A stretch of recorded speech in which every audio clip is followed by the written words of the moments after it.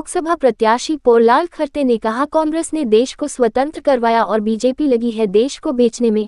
हम आपको बताना चाहेंगे कि ग्राम बागोद में कांग्रेस कार्यकर्ता सम्मेलन में जिला प्रभारी ठाकुर जय सिंह ने कहा कि शाजापुर में सभा व रोड शो किया था।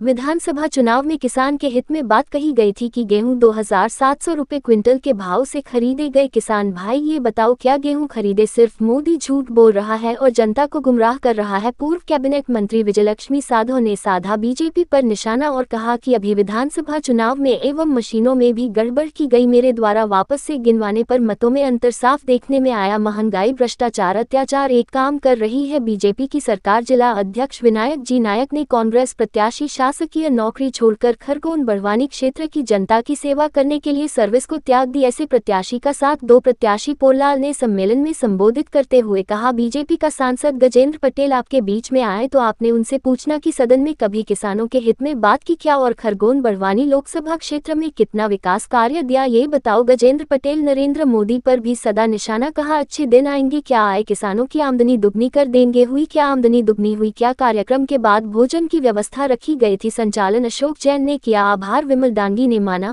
खरगोन से जिला ब्यूरो जीतू पटेल की रिपोर्ट। जोर से बोलो और जोर से बोलो झूठ साथियों, तो हमें इनको बेनकाब करना है। इस बार मौका बहुत अच्छा है, हमें शुरुआत करनी है नए सिरे से। कांग्रेस अगर हम सब मिलकर इस लोकसभा में हम चुनाव जिताएंगे तो निश्चित रूप से हमारी कांग्रेस फिर इस खरगोन जिले में पूरी ताकत से खड़ी होगी और दीदी अगली बार फिर हमारी बड़ी नेता है ही। ओकावा 4 रोड ज्यादा निकले, कहां से आया? हमने जो ऑब्जेक्शन लगायो तो जो निर्वाचन अधिकारी तो उन्होंने कहो कि मैडम ये जो रैंडम सैंपल निकालेंगे उसमें इसकी काउंटिंग पर्चियां निकाल के हो जाएगी। जब सारी काउंटिंग हुई गई फिर हमने कोई कि निकाले उसको, जो तो दिल्ली से पर्यवेक्षक आया तो उन्होंने कोई कि नहीं ये उस धन दौलत को छोड़ के सिर्फ इसलिए आ गए कि मेरे को मेरे निवाड़ के लोगों की सेवा करना है, मेरे किसान भाइयों की सेवा करना है, मेरे को रोटी लेना है, क्योंकि मान सम्मान आईना देखते हुए और हवाई जहाज में उड़ के कहां जाता है?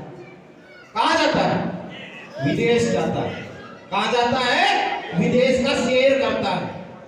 और दूसरा नेता एक सफेद बंडी पहन के, पैजामा पहन के इस देश के गली गली, मोहल्ले मोहल्ले, सड़क सड़क पर यात्रा कर रहा है।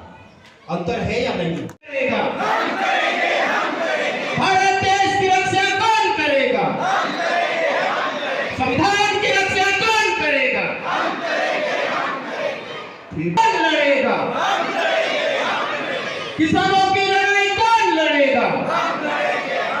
कौन लड़ेगा? नारी शक्ति की लड़ाई कौन लड़ेगा? कौन लड़ेगा?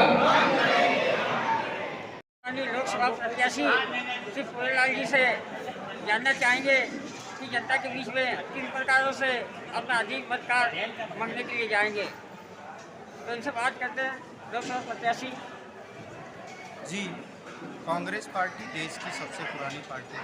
आज़ादी की लड़ाई लड़ी, देश को बनाया और आम जनता के मुद्दों को लेकर ही हमेशा से आज़ादी के इतिहास से अभी तक मुद्दों को लेकर गए, जिसमें इस इलाके में शिक्षा, स्वास्थ्य, सड़क, पानी, बिजली, आम जन से जुड़े हुए मुद्दे और उसमें पलायन एक बड़ा मुद्दा है। जो हमारा एग्रीकल्चर इलाका है, यहाँ पर खेती के जो बहुत छोटे हैं, आजीविका के पूरी चल सके इतनी उपज नहीं हो पा रही है और भाजपा की सरकार की मार की वजह से किसानों को सही दाम नहीं मिल रहा है, खाद और बीज महंगे हुए हैं, इसकी वजह से लोग पलायन कर रहे हैं। तो पलायन का एक बड़ा इशू है। और दूसरी जो बात है, हमारे इलाके में डर का माहौल है। यहाँ यदि बॉर्डर वाले इलाकों को देखोगे आप, खेतिया है, सेंधवा है, बुरहानपुर है, खरगोन है, यहाँ कभी एशिया की सबसे ज़्यादा जिनिंग फैक्ट्रियाँ सेंधवा में हुआ करती थी, लेकिन मंडी टैक्स की वजह से और डर के माहौल की वजह से कई सारी फैक्ट्रियाँ बंद हो गई। तो जो पलायन का कारण है, खेती के छोटे जो मौसमी खेती होना और किसानों को सही दाम नहीं मिलना, वो कारण तो है ही, लेकिन कई सारी फैक्ट्रियाँ बंद हुई, उसकी वजह से भी रोजगार नहीं मिलने से लोगों को पलायन हो रहा है। सूत्रों से जानकारी लगी है कि आप गवर्नमेंट सर्वेंट थे और किस कारण से आप जनता के बीच में सेवा करने का आपने खारिज क्यों आया? देखिए, परिवार की स्थिति ठीक नहीं थी, मैं मजबूर और गरीब किसान का पिता मैंने पढ़ाई की, शासकीय सेवा की, अपने आप को थोड़ा सा व्यवस्थित किया, परिवार को थोड़ा सा व्यवस्थित किया और मैंने तय किया था कि 20 साल तक शासकीय सेवा करूँगा और उसके बाद मैं समाज और देश की सेवा करूँगा। तो मैंने देखा और मेरे साथियों ने सोचा कि समाज सेवा और देश सेवा का सबसे अच्छा माध्यम राजनीति होता है, इसलिए हमने राजनीति का चयन किया और उसमें भी विचारधारा की यदि बात करें तो हम बचपन से समाज के बीच में काम कर रहे हैं और हमारी आइडियोलॉजी कांग्रेस से मिलती है, क्योंकि कांग्रेस सबकी बात करती है, सर्वधर्म समभाव की बात करती है, सबको लेके चलने की बात करती है, देश को बनाने की बात करती है। जिस प्रकार से अभी आपका चुनाव प्रत्याशी के रूप में पार्टी ने आपको नियुक्त किया, तो जब से अभी तक जनता के बीच में जैसा जाना हो रहा है, जैसे भोगले हाट अभी आपका त्यौहार है, इनके बीच में कैसा समर्थन मिल रहा है, कैसा रुझान आप तक आ रहा है? देखिए, जब आप इस देश में लोकतंत्र में जनता की बात करोगे, जनता के मुद्दे को उठाने की बात करोगे तो जनता आपको प्यार और दुलार देती है। पिछले 15 साल से हमारे लोकसभा क्षेत्र में भाजपा के सांसद रहे हैं, लेकिन जनता के मुद्दे नदारद हैं, जनता की बात सदन तक नहीं पहुंचा पाई है। यहाँ पर बेरोजगारी निरंतर बढ़ रही है और झूठे वादे ये लोग करते हैं।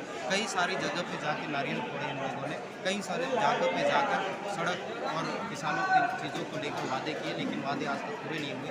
तो जनता जो है नाराज़ है और जनता उसका प्रतिस्वरूप जो कांग्रेस के प्रति लोगों का रुझान, और जैसे ही कांग्रेस का कैंडिडेट डिक्लेयर अपोजिट कैंडिडेट के तरफ से कांग्रेस पार्टी ने डिक्लेयर किया, तब से जनता के बीच में जा रहे हैं। तो जनता का भरपूर समर्थन मिल रहा है और 13 तारीख को मतदान के रूप में हमको भरपूर आशीर्वाद मिलेगा। मैं कॉलेज को लेकर भी चर्चा करना चाहूँगा कि आपकी पार्टी के क्षेत्रीय पूर्व विधायक साधु कैबिनेट मंत्री जी, उनके आर्थिक प्रयास से मेडिकल कॉलेज लाए थे वो, ये गजेंद्र पटेल जी यहाँ से कॉलेज को लेकर देखिए, ये